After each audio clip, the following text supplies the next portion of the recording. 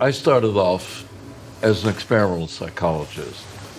And the good thing about that was that we beat the hell out of evidence over and over and over again.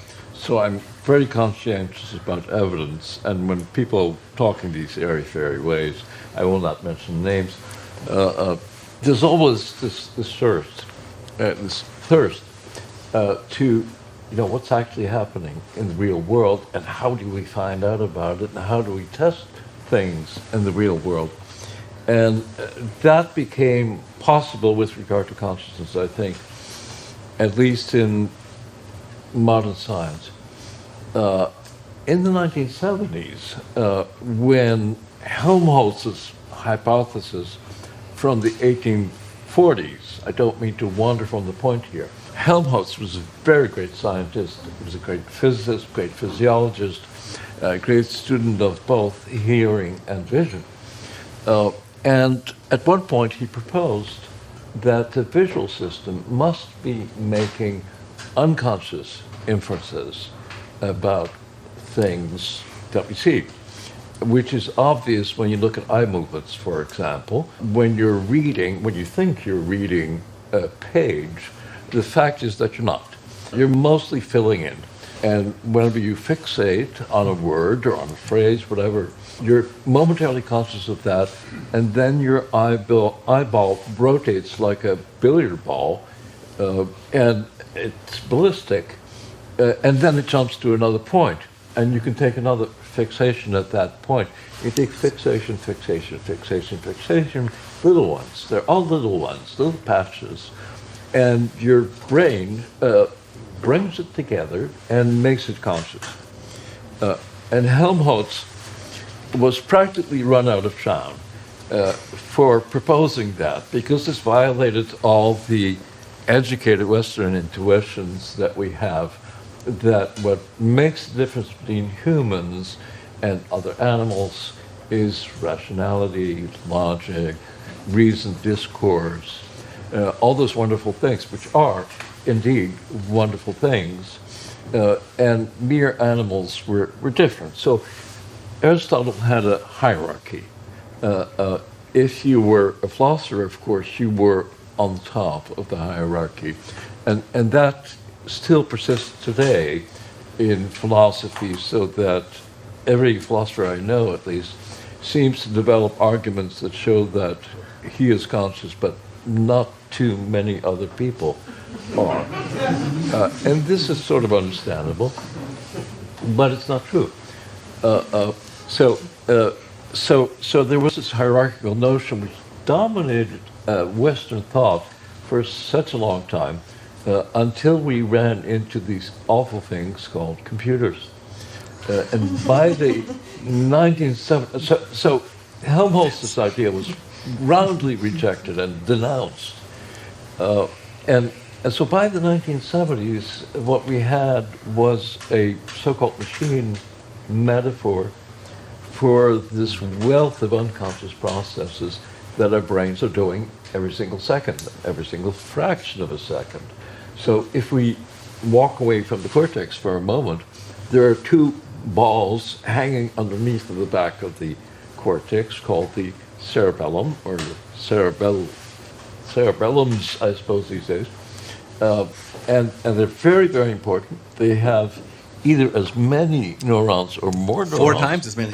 Four Really? times. They have 4 times as many neurons. Smaller, but more of them, yeah. That's That's amazing. the cortex. But they're little neurons, and they're wired very differently from the cortex. And the repeated stories from medicine, and I believe animal operations as well, is that you can get rid of the cerebellum, or at least much of the cerebellum, and maintain a stream of consciousness. And you think that's correct? Is that Yeah, right? it's like computer-wise, it's like a coprocessor. It's not essential for anything, but it's helpful for a lot of things. So there's a great deal of unconscious processing going on in the brain and in the spinal cord and the peripheral neurons that pervade our bodies.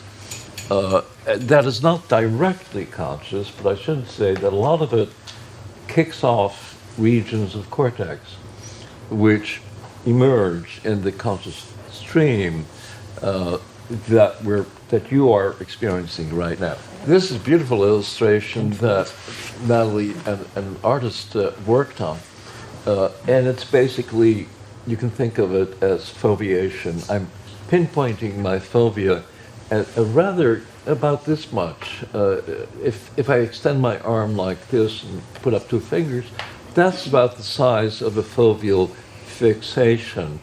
And we weave them together, or rather our brains weave them together for us. And what becomes conscious, of course, is not the little foveal fixation, but rather this enormous scene, which is actually much larger than the real visual field if you measure it carefully. So we fill in all kinds of really important stuff.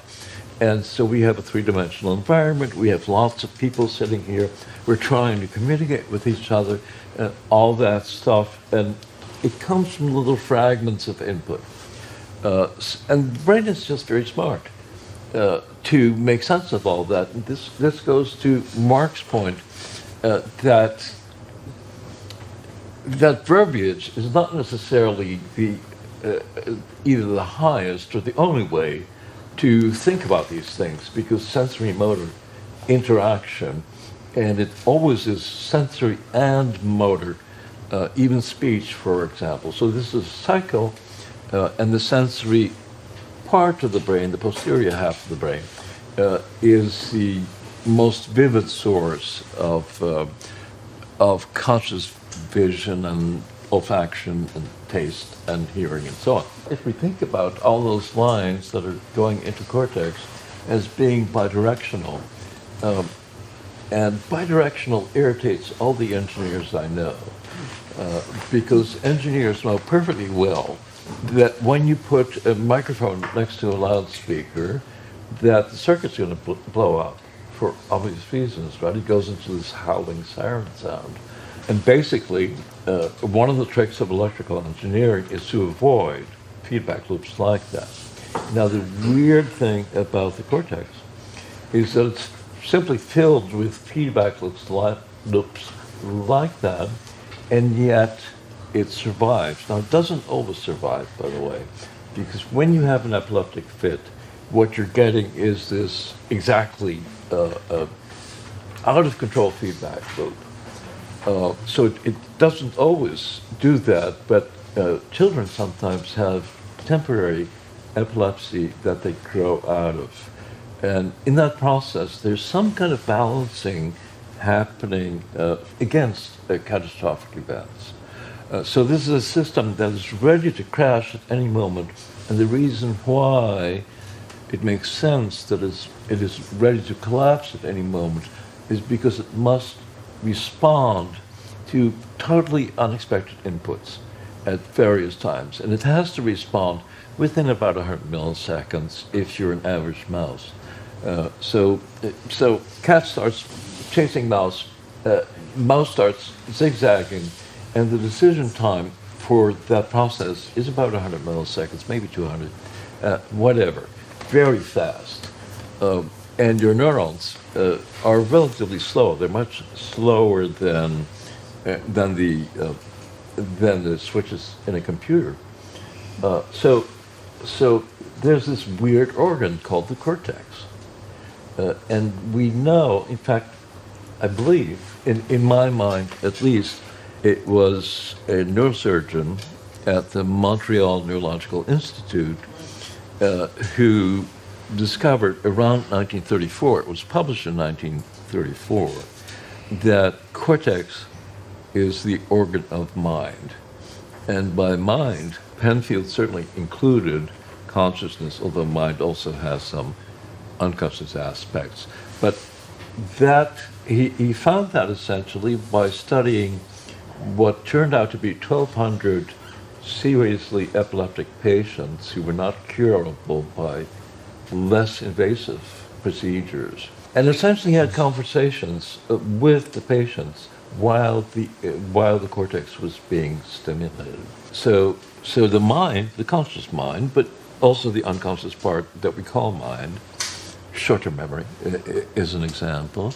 The conscious mind is an aspect of this vast range of phenomena in the world that can be understood in various implementations, if you will, of biological principles.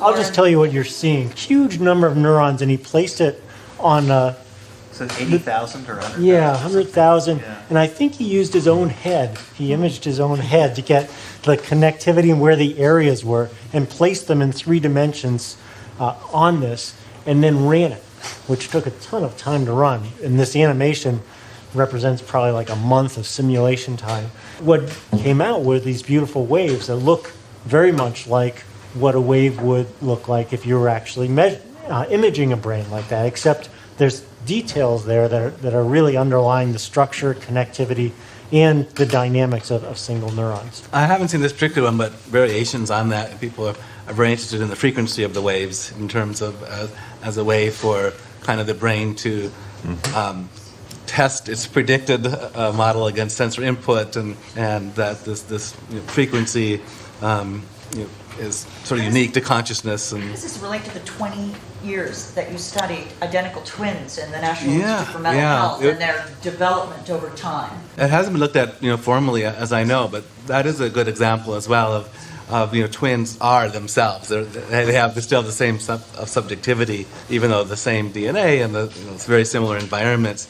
And whether sort of twins feel less, of that subjective sense of I, in terms of do they feel sort of a little bit more connected to their twin on these levels? But I think that this is also a window into the future in terms of being able to capture and quantify brain activity at these levels. Makes it a very exciting time for this kind of research. I think the technologies, the AI, if that, I know that term is not loved by everybody, but I think a lot of things are converging right now. Being able to do the deep math, being able to do the modeling, to do the imaging, that it really feels like we're poised to really take a leap forward instead of a baby step forward. I love that. And Bernie, is this perhaps a model to express a global workspace theory, global workspace dynamics? Right. It's a little bit of a long story, so We don't have a maybe long we're time, not so maybe we having maybe that possibility. Yeah. All you need to do is read the 800 pages of and So get you to about 2013, Yeah, and then you got to come back. So an important aspect of this is the heuristic value. When I say heuristic value, what I mean is the idea that this model is testing the plausibility. This kind of model tests the plausibility of biological principles or the biological meanderings of actual neurons. So when Eugene was doing this, he wasn't spinning this out of whole cloth. He was inspired by what we knew about the activity and function of neurons, and he used that as the basis for essentially what you're seeing here. And what's really encouraging about this, as Jeff pointed out, is you see these propagating waveforms that look very much like what we're beginning to see with ever-improving imaging techniques in real brains. That's encouraging because that suggests that we may actually be on the right track, and maybe biologically based models can kind of be the harbinger of designing or implementing brains in artificial devices that may at some point instantiate conscious processing. I mean, and as beautiful and technologically marvelous as it is, so the Euro standard is 84,600 sort of pixels or voxels that are measured. So each of the smallest things you can see is still 5 million neurons. Exactly. Right? So as good as this is, we've got a way. We're still a plane flying over the city. Sort of looking. We're not at the dining room table. That's right. Again, to borrow Mr. Spock's phrase from my favorite Star Trek episode, it's stone knives and bearskins. We're at the stone knives and bearskins stage, but someday we won't be.